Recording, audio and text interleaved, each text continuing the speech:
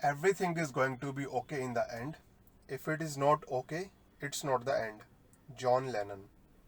Hi guys, welcome to the government services YouTube channel once again. So guys, सबसे पहले subscribe कर लीजिए so that कोई भी वीडियो आप मेरी ना मिस करें. एंड इंस्टाग्राम पे फॉलो कर सकते हैं आप सभी हमें for latest updates and informations. So guys, FSSAI act आप सबको पता है, जो कंटिन्यूसली देख रहे हैं कि हम FSSAI एक्ट कवर कर रहे हैं. सो आज सेकंड चैप्टर जो है ऑलमोस्ट कंप्लीट हो जाएगा, बिकॉज इसमें सेक्शन 16 हम कवर करने वाले हैं और section 17 is not that important, so I'm skipping it. If you want you can read it, otherwise you can also skip. It's not important, right? So यहाँ पे as I told you कि chapter 2 आज खत्म हो जाएगा FSSAI का. so section 16 में हम कंटिन्यू करने वाले हैं यहाँ पे duties and functions of the food authority. So अगर आप लोगों ने मेरा लेक्चर मिस कर दिया है कल का, because this is the second part of the duties and the functions of the food authority, अगर आपने किसी कारणवश मिस कर दिया है सो आप आइदर मेरी डिस्क्रिप्शन में जाके सारे लेक्चर्स मेरे देख सकते हैं, या फिर आपकी स्क्रीन के ऊपर आई बटन इस टाइम फ्लैश हो रहा होगा.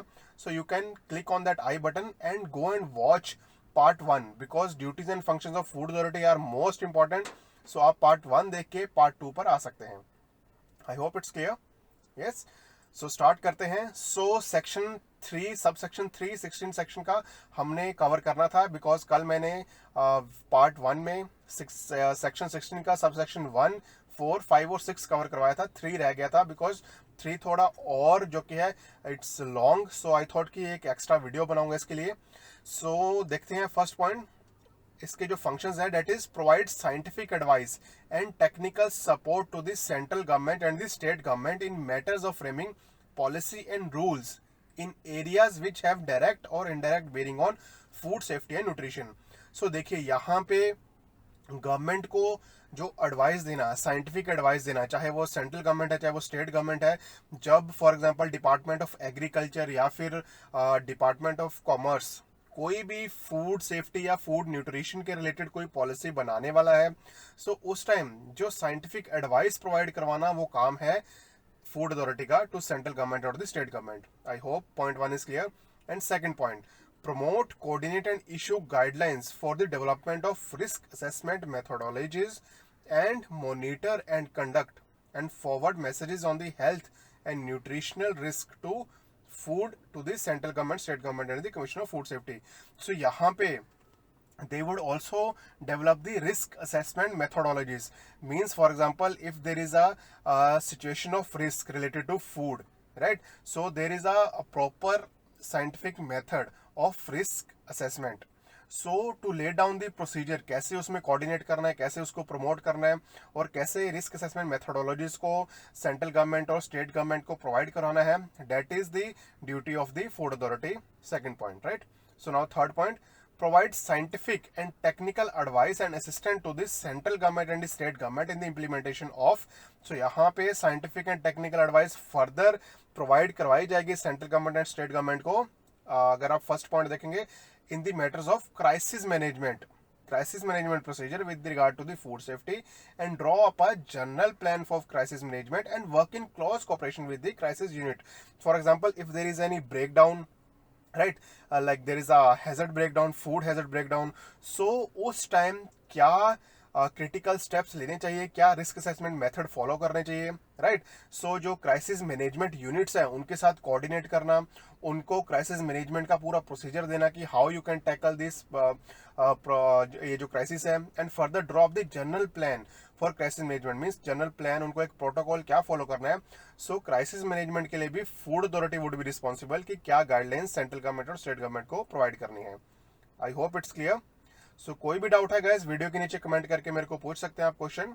सो fourth point, establish a system of network of organizations with the aim to facilitate scientific cooperation framework. so यहाँ पे जितनी भी साइंटिफिक इंडस्ट्रीज हैं या फिर साइंटिफिक ऑर्गेनाइजेशंस हैं, सो उन सबको यहाँ पे एक नेटवर्क क्रिएट करना, नेटवर्क फॉर्म करना.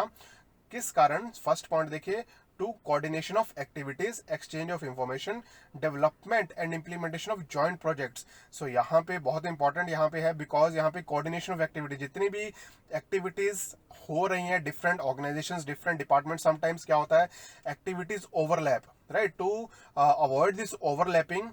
So यहाँ पे coordination is very important, so exchange of information is very important, development and implementation of joint project, जैसे कि joint project कैसे, अगर for example एक इंस्टीट्यूट फूड हैजर्ड पे काम कर रही है, दूसरी इंस्टीट्यूट भी सेम टॉपिक पे काम कर रही है फूड हैजर्ड पे, so they can come and collaborate and work under a joint project which would save money and time, right?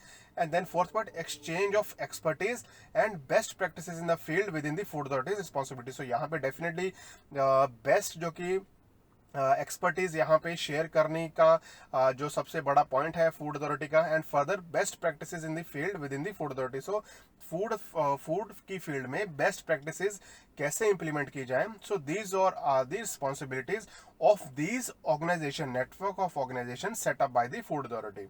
I hope it's clear. Yes, okay.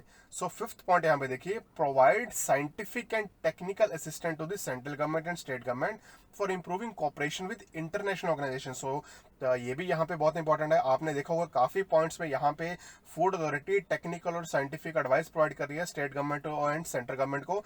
यहाँ पे इंटरनेशनल ऑर्गेनाइजेशन के साथ कैसे कॉपरेशन करना है.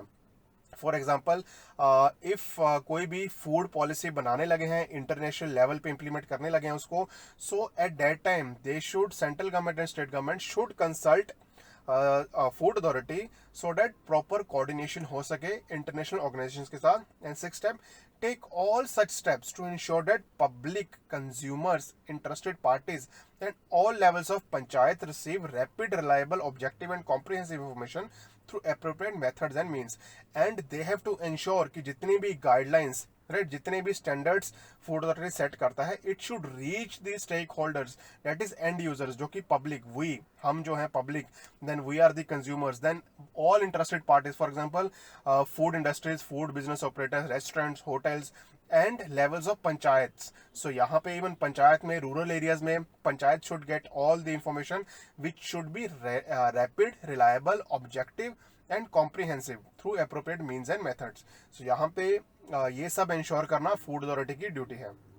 सो सेवंथ पॉइंट अगर आप देखोगे, so it is provide whether within or outside their area training programs in food safety and standard for the purpose who are or intending to become involved in the food business, whether as to food business operator or employees or otherwise. So यहाँ पे आप सबको पता होगा FOSTAC, that is Food Safety Training and Certification. So ये एक programme है FSSAI का, FOSTAC, Food Safety Training and Certification. So under this training programme, यहाँ पे जितने भी फूड बिजनेस ऑपरेटर जो कि अपना नया बिजनेस स्टार्ट करने वाले हैं, या फिर food supervisors, right, food supervisor वो रहता है जिसके अंडर ऑलमोस्ट जो कि है यहाँ पे लिमिट रखी है, जिसके अंडर अगर 25 फर्दर वर्कर्स काम करेंगे उस सुपरवाइज के under, I am talking about the food related work.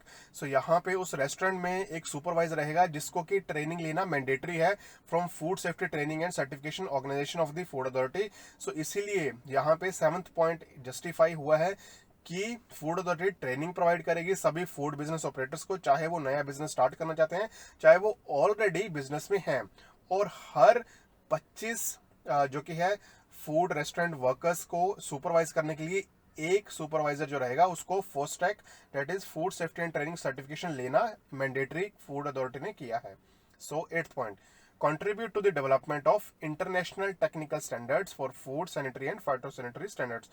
So यहाँ पे as you all know कि वर्ल्ड ट्रेड ऑर्गेनाइजेशन ने यहाँ पे एग्रीमेंट किया था on sanitary and phytosanitary standards के लिए, जो कि कोडेक्स एलिमेंटेरियस ने सेटअप किए थे, राइट. सो कोडेक्स एलिमेंटेरियस कमीशन क्या है, हम ये नेक्स्ट लेक्चर में करने वाले हैं. So you need not to worry, just remember कि कोडेक्स एलिमेंटेरियस कमीशन ने जितने भी SPS, that is sanitary and phytosanitary measures adopt किए हैं, उनको वर्ल्ड ट्रेड ऑर्गेनाइजेशन ने जो कि है फर्दर अडॉप्ट किया है to resolve any international issues. So उन्हीं स्टैंडर्ड्स को फर्दर डेवलपमेंट करने के लिए, सो यहाँ पे food authority had to contribute from time to time.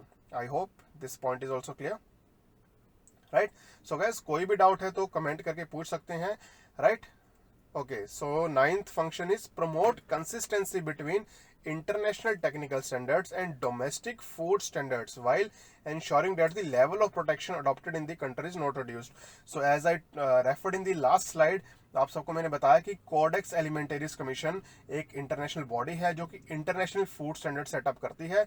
सो उसमें India is also a member country. So India whenever there is a meeting, codex की meeting रहती है, तो India also participates in those meetings and give its views when standards for particular food is formulated.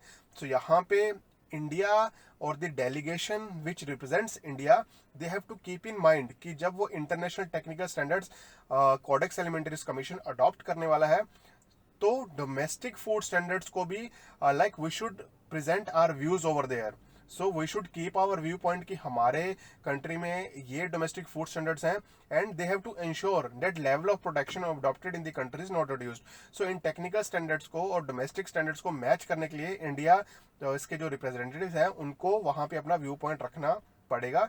और ये जो है, ये food authority का काम है टू अपॉइंट सच डेलीगेशन और the scientific experts which can keep their view point in the codex alimentarius commission. Right. So 10th point, promote general awareness as to food safety and food standard. So definitely यहाँ पे ये जो major function है वो तो food authority का आप सबको पता ही है कि it has to aware food safety and food standard जो इंडिया में प्रमोट करने का इसका काम है. And definitely food safety authority ने काफ़ी स्टेप्स भी लिए हैं.